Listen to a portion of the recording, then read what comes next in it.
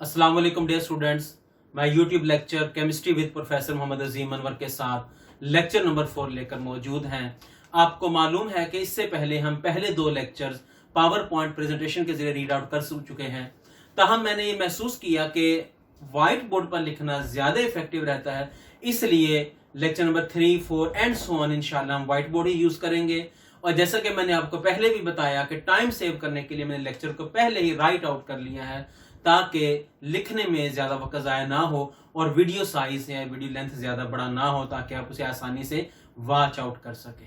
आप जानते हैं कि लेक्चर नंबर 3 में हमने एंड किया था एटॉमिक साइज पर। एटॉमिक साइज को डेफिनेशन पढ़ी थी हमने, उसके यूनिट्स को स्टडी किया था और यह भी देखा था कि एटॉमिक साइज को एग्जैक्टली मेजर करना क्यों पॉसिबल नहीं है। Now we are going towards the trends in the periodic table for atomic size. तो जब हम ट्रेंड्स की बात करते हैं तो हम इसको 2 तरह से स्टडी करेंगे, atomic size in the periods and trend of atomic size in the groups. हम इससे पहले पढ़ चुके हैं कि पीरियोडिक टेबल में horizontal lines are called periods. तो पीरियड के अलोंग जब हम left to right periodic table में मूव करते हैं तो क्या होता है, along the period atomic size decrease gradually because of, जैसे जैसे हम पीरियड में लेफ्ट टू राइट मूव करते हैं एटॉमिक साइज डिक्रीज होता है। इसके बिहाइंड क्या रीजन है? पहली रीजन है increase in nuclear charge. Nuclear charge step by step increase हो रहा है, जिसकी वजह से न्यूक्लियस की force of attraction become stronger on the valence electrons, so they are pulled closer to the nucleus and hence the atomic size gradually decreases. होता असल में यूं है कि हर अगले एलिमेंट में एक नए इलेक्ट्रॉन का और उसके न्यूक्लियस में एक नए प्रोटॉन का इजाफा हो जाता है। जैसे जैसे हम लेफ्ट टू राइट ट्रेवल कर रहे हैं, हर अगले एलिमेंट में चूंकि एटॉमिक नंबर इंक्रीज हो रहा है, लिहाजा एक प्रोटॉन इंक्रीज होता है न्यूक्लियस में और एक इलेक्ट्रॉन इंक्रीज हो जाता है आउटर शेल में। रिजल्ट क्या होता है कि वो जो इलेक्ट्रॉन्स हैं और न्यूक्लियस है उनके दरमियान फोर्स ऑफ अट्रैक्शन इंक्रीज हो जाती है और जितने प्रोटॉन ज्यादा होंगे न्यूक्लियस में, हम कहेंगे न्यूक्लियर चार्ज उतना ही ज्यादा है। तो इस वजह से एटॉमिक साइज डिक्रीज हो जाता है। जब हम नॉर्मल एलिमेंट्स की बात करते हैं तो जितना पीरियड ज्यादा लॉन्ग होगा, ये इफेक्ट उतना ही ज्यादा रिमार्केबल होगा, उतना ही ज्यादा वाजे होगा। मींस लॉन्गर पीरियड्स में decrease in atomic size is more prominent, क्योंकि लंबा पीरियड है तो हमें वाज़े तौर पर डिक्रीज होती हुई नजर भी आ रही है। ताहम जब हम बात करते हैं इनर ट्रांजिशन एलिमेंट्स की, मिसाल के तौर पे लैंथेनाइड्स की या एक्टिनाइड्स की, तो वहां पर मामला थोड़ा सा डिफरेंट हो जाता है। Lanthanide contraction, the decrease is slow due to f orbitals involved. These are inner transition elements. यहां पर जो भी नया इलेक्ट्रॉन आता है वो आउटर मोस्ट शेल में नहीं जाता बल्कि थर्ड लास्ट शेल में जाता है। Third last shell is called antepenultimate shell. आप इसको यूं समझें कि सपोज करें ये एक एलिमेंट का न्यूक्लियस है, ये उसका के शेल है, ये सपोज करें एल शेल है, ये एम शेल है, ये एन शेल है and so on. Here it is the outermost shell या इसको वैलेंस शेल कहते हैं। आउटर मोस्ट शेल के अंदर वाले शेल को हम कहते हैं पेनल्टीमेट शेल। पेनल्टीमेट शेल और डी ब्लॉक एलिमेंट्स में ये शेल फिल होता है। इसके अंदर वाला एलिमेंट जो होगा उसे कहेंगे antepenultimate shell.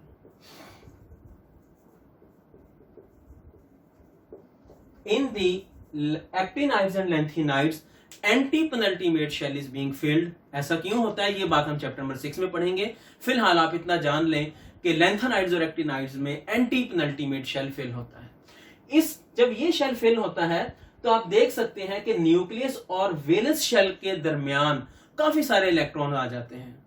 These inner electrons shield, hide or block the force of attraction of nucleus from reaching the valence shell electrons. ये वाले क्या करते हैं, न्यूक्लियस की फोर्स ऑफ अट्रैक्शन को वैलेंस शेल के इलेक्ट्रॉन तक पहुंचने से रोकते हैं। इस चीज का नाम है शील्डिंग इफेक्ट। तो हम यूं कह सकते हैं कि यहां पर एफ ब्लॉक की वजह से इलेक्ट्रॉन्स की फोर्स ऑफ अट्रैक्शन वीक हो जाती है, जिसकी वजह से एटॉमिक साइज में डिक्रीज नहीं हो पाती है। तो लेंथर कॉन्ट्रैक्शन में हम यूं कह सकते हैं कि lanthanide contraction controls the atomic size of elements of 6th and 7th period. It means it stops them from decreasing too rapidly. तो ये भी एक इंपॉर्टेंट शार्ट क्वेश्चन है कि लेंथ एंड कॉन्ट्रैक्शन क्या होती है और ऐसा क्यों होता है। तो उसकी रीजन ये है कि due to the fulfilment of f orbital the force of attraction of nucleus becomes weaker on the valence electrons, therefore the atomic size does not decrease so rapidly. अब हम आते हैं ग्रुप्स में। ग्रुप्स क्या होते हैं हम पहले से जानते हैं। Groups are the columns which are in the rectangle vertical form, these are called the groups. तो जैसे जैसे हम ग्रुप्स में मूव करते हैं वैसे वैसे एटॉमिक साइज इंक्रीज होता चला जाता है। In case in the groups atomic size increase because of addition of a new shell for each new element downward. हर नीचे वाले एलिमेंट में एक नया शेल ऐड हो जाता है, जिसकी वजह से एटॉमिक साइज इंक्रीज हो जाता है। जब एक नया शेल ऐड होता है तो उसकी वजह से एक और काम भी हो जाता है, डिक्रीज इन शील्डिंग इफेक्ट। शील्डिंग इफेक्ट भी डिक्रीज हो जाता है। शील्डिंग इफेक्ट जब डिक्रीज होगा तो इसका मतलब ये है कि न्यूक्लियस की फोर्स ऑफ अट्रैक्शन यहां पर डिक्रीज हो जाती है। तो decrease in attraction of nucleus on the valence electron, इसका मतलब है ये शील्डिंग इफेक्ट को डिफाइन किया गया है कि शील्डिंग इफेक्ट क्या है, decrease in attraction of nucleus on valence shell electron. तो यहां पर शील्डिंग इफेक्ट डिक्रीज नहीं होता, इनफैक्ट शील्डिंग इफेक्ट इंक्रीज हो जाता है, जिसकी वजह से वैलेंस शेल इलेक्ट्रॉन्स पर न्यूक्लियस की फोर्स ऑफ अट्रैक्शन वीक हो जाती है और इलेक्ट्रॉन्स एक्सपेंड हो जाते हैं, लिहाजा एटॉमिक साइज इंक्रीज हो जाता है। अब हमने अगला टॉपिक पढ़ना है जिसका नाम है आयनिक रेडियस। आप जानते हैं ion is formed by the loss or gain of electron from an atom. जब किसी एटम से एक या एक से ज्यादा इलेक्ट्रॉन्स रिमूव हो जाएं या उसके अंदर ऐड हो जाएं तो आयन बन जाता है। अगर हम इसको प्रॉपर्ली डिफाइन करें तो कैसे करेंगे, radius of an ion while considering it a sphere is called ionic radius. जब हम किसी भी आयन को एक स्फीयर कंसीडर करें तो उस वक्त उसके न्यूक्लियस से उसके आउटर मोस्ट शेल तक मौजूद एवरेज डिस्टेंस उसका आयनिक रेडियस कहलाएगा। जो यूनिट एटॉमिक साइज के हैं वही यूनिट आयनिक साइज के हैं, because it is also a distance. ताहम चेंजिंग कहां पे है, आप जानते हैं कि आयन दो तरह का होता है, cation and A9. So radius भी हम दो तरह के डिफाइन करेंगे, cationic radius and anionic radius. Cationic radius is always smaller than its parent atom, यानी किसी भी कैटाइन का रेडियस उसके पेरेंट एटम से हमेशा छोटा होता है। What is the reason behind it? Actually ये एक बहुत ही इंपॉर्टेंट शॉर्ट क्वेश्चन है। आप देख सकते हैं कि मैंने इसको पहले से मार्क किया हुआ है। It is an important question according to exam point of view. Question क्या होगा, cationic radius is always smaller than its parent atom, why? अगर हम यहां वाई का लफ्ज लगा दें, it will be the statement of question. And how the answer starts, हम वाई हटा देंगे तो वही सेंटेंस हमारे आंसर का हिस्सा बन जाएगा। अब हम इसके आगे रीजंस लिखेंगे। There are two reasons behind it. पहले ये है कि removal of electron often results in the loss of whole outermost shell. अक्सर ऐसा होता है कि अक्सर एलिमेंट्स के वैलेंस शेल में अमूमन एक इलेक्ट्रॉन होता है या दो इलेक्ट्रॉन होते हैं। जैसे ही वो इलेक्ट्रॉन रिमूव होंगे उनका आउटर मोस्ट शेल पूरी तरह खत्म हो जाएगा। आउटर मोस्ट शेल के पूरी तरह खत्म होने की वजह से एटॉमिक साइज में वेरी सडन डिक्रीज आ जाती है। मिसाल के तौर पर आप सोडियम को देखें, हम जानते हैं सोडियम का एटॉमिक नंबर 11 होता है। 11 सोडियम का नंबर है, इसका मतलब है इट हैज 11 इलेक्ट्रॉन्स। सो आप इधर लेफ्ट साइड वाली फिगर पे गौर करें, it is the nucleus that is shown by the red dot. के शेल में 2 इलेक्ट्रॉन, एल शेल में 8 इलेक्ट्रॉन और एम शेल में 1 इलेक्ट्रॉन है। When this sodium removes its 1 electron, it has now 10 electrons. इसमें 10 इलेक्ट्रॉन बचेंगे। सो के शेल में 2 और एल शेल में 8 इलेक्ट्रॉन। आपने देखा कि इसका एम शेल पूरी तरह से खत्म हो चुका है, यहां पर कोई एम शेल नहीं है और आप देख सकते हैं कि साइज हैज सडन डिक्रीज, बहुत ज्यादा साइज में डिक्रीज आ चुकी है। अगर हम फिगर्स के तौर पे बात करें, सोडियम एटम है size 157 पाइकोमीटर and the size of sodium ion is 95 picometer. So you have seen that the size has almost half from the parent atom. पहली रीजन ये है जो मैंने भी आपके साथ डिस्कस की कि एक इलेक्ट्रॉन या 2 इलेक्ट्रॉन रिमूव करने से आउटर मोस्ट शेल पूरे का पूरा खत्म हो जाता है, जिसकी वजह से साइज में ग्रेट डिक्रीज आ जाती है। एक और भी रीजन है, आप जानते हैं कि सोडियम का एटॉमिक नंबर 11 है। It means it has 11 electrons and 11 protons. Sodium ion has 10 electron but it has still 11 proton. तो क्या होता है कि जो रिमेनिंग इलेक्ट्रॉन है उन पर न्यूक्लियस की फोर्स ऑफ अट्रैक्शन कई गुना इंक्रीज हो जाती है और वो रिमेनिंग इलेक्ट्रॉन्स को बहुत स्ट्रांगली अपनी तरफ अट्रैक्ट करने लग जाती है और साइज और ज्यादा डिक्रीज हो जाता है। कैसे बयान करेंगे इस बात को? Second reason, much increased force of attraction which pulls the remaining electrons more close to the nucleus. Therefore, size of cation is always smaller than its parent atom. तो एग्जांपल आपके सामने मौजूद है। सोडियम एटम का size 157 पाइकोमीटर है और sodium ion का size है 95 पाइकोमीटर। एक और एग्जांपल भी हमारे सामने मौजूद है। मिसाल के तौर पर बेरिलियम ले लें। Beryllium is a member of alkaline earth metals. ये सेकंड ग्रुप का मेंबर है, लिहाजा ये 2 इलेक्ट्रॉन्स रिमूव करते हैं, डाइवेलेंट होते हैं। बेरिलियम एटम का साइज है 90 picometre and when this beryllium removes its 2 outermost electrons the size remains 31 picometre only. इसका साइज सिर्फ 31 पाइकोमीटर रह जाएगा and you have seen that 2 electrons remove होने से size has almost decrease to its 1/3। 1/3 रह गया, सिर्फ इसका 2/3 साइज खत्म हो गया है। तो इससे आप अंदाजा लगा सकते हैं कि आउटर मोस्ट शेल डिक्रीज होने से कितना फर्क पड़ता है और रिमेनिंग इलेक्ट्रॉन को न्यूक्लियस कैसे अपनी तरफ पुल भी करता है। यहां हमने पढ़ा था कैटाइन का साइज। इसी तरह से हम एनाइन के साइज की बात करेंगे। If we have an anion, its radius will be anionic radius. आप जानते हैं anion is found by the addition of electrons. Cation अगर इलेक्ट्रॉन्स के रिमूवल से बनता है तो एनाइन इलेक्ट्रॉन्स की एडिशन से बनता है। कैटाइन का साइज अगर अपने पेरेंट एटम से छोटा है तो एनाइन का साइज अपने पेरेंट एटम से बड़ा होगा। In fact it is a question, it is also an important question according to exam point of view. Question क्या होगा? Anionic radius is always larger than parent atom, why? Anion का radius क्यों बड़ा होता है? आप जानते हैं कि जब भी एनाइन बनेगा it means it has accepted at least 1 electron. 1 electron तो कम से कम जरूर इसने गेन किया है। आप जानते हैं कि इलेक्ट्रॉन पर नेगेटिव चार्ज होता है, तो जब भी किसी एटम के वैलेंस शेल में इलेक्ट्रॉन ऐड होता है तो ऑलरेडी प्रेजेंट इलेक्ट्रॉन और इनकमिंग इलेक्ट्रॉन दोनों के नेगेटिव चार्ज एक दूसरे को रिपेल करते हैं। उस रिपल्जन की वजह से इलेक्ट्रॉन का ऐड होना मुश्किल हो जाता है, लेकिन चूंकि ऐड तो होना है लिहाजा उस रिपल्जन पर काबू पाने के लिए वो इलेक्ट्रॉन थोड़ा एक्सपेंड हो जाते हैं।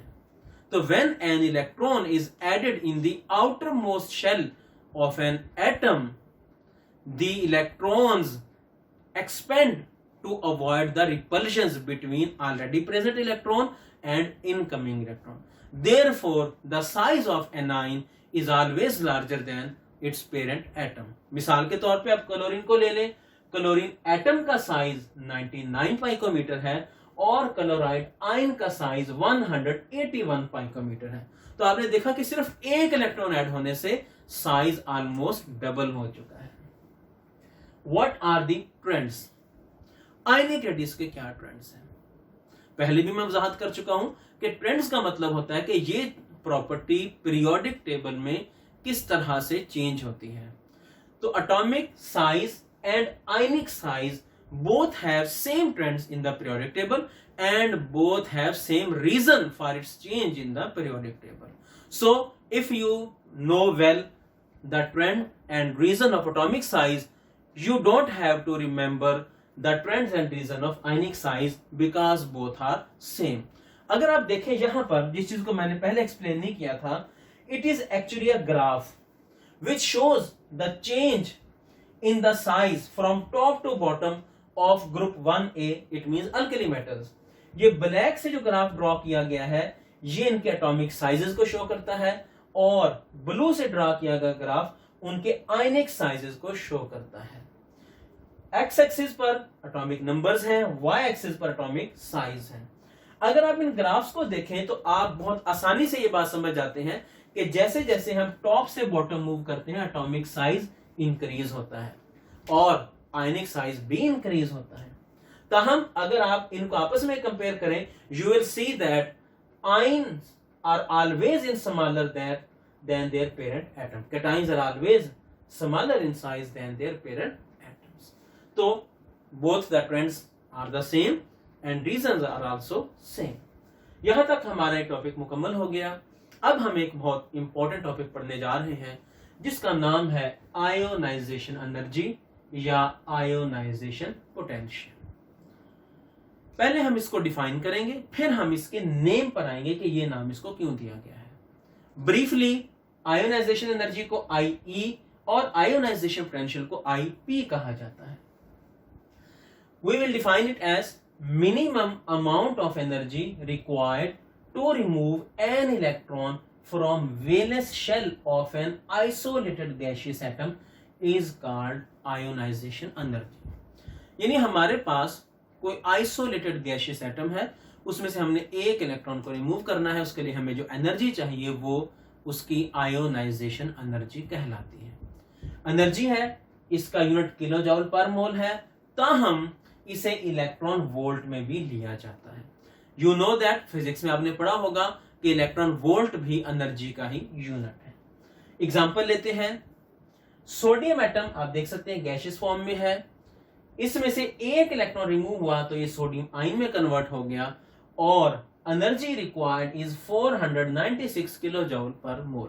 प्लस का साइन शो करता है कि एंडोथर्मिक रिएक्शन है। Similarly if we have magnesium atom, it is also gaseous state, तो इसमें से एक इलेक्ट्रॉन रिमूव हुआ, मैग्नीशियम का 1 पॉजिटिव आयन बन गया, तो energy is plus 738 kilo joule per mole.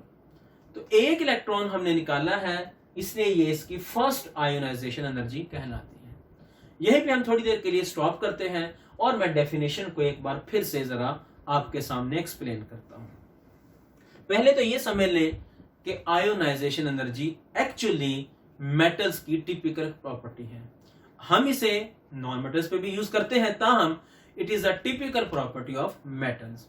Suppose करें मेरे हाथ में ये एक मेटल कॉइन है and I want to find its ionization energy.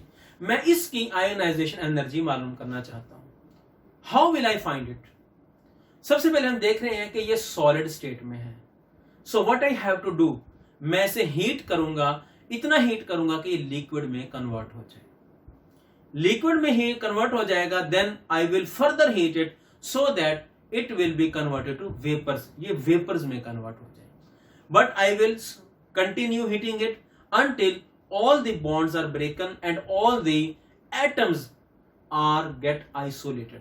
इसके तमाम बॉन्ड ब्रेक हो जाएं और जिस चीज से भी बना हुआ है, जिस मेटल से भी, जिस एटम से भी बना हुआ है, वो तमाम एटम सेपरेट हो जाएं। ये स्टेट जहां तक हम पहुंच चुके हैं इसे कहते हैं आइसोलेटेड गैसियस स्टेट, क्योंकि मैंने इसको हीट करता रहा, ये सॉलिड से लिक्विड में कन्वर्ट हुआ, लिक्विड से गैस में कन्वर्ट हुआ और गैस में कन्वर्ट होने के बाद इसके बॉन्ड्स ब्रेक हुए, इसके तमाम एटम सेपरेट आउट हो गए। यहां तक पहुंचाने में जो एनर्जी दी गई है वो काउंट नहीं करेंगे। जब ये आइसोलेटेड गैसियस स्टेट में पहुंच गया है उस वक्त इसमें से एक इलेक्ट्रॉन निकालने के लिए जो एनर्जी चाहिए that will be its ionization energy.